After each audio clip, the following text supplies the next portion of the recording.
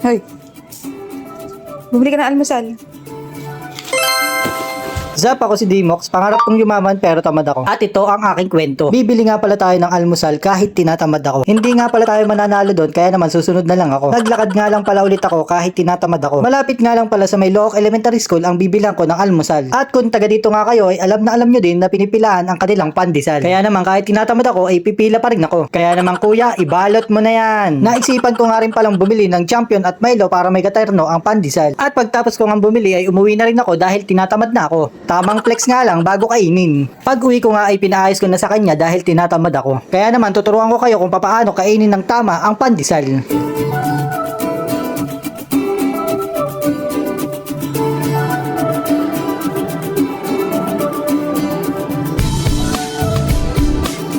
At dito na nagtatapos ang aking storya. Paalam!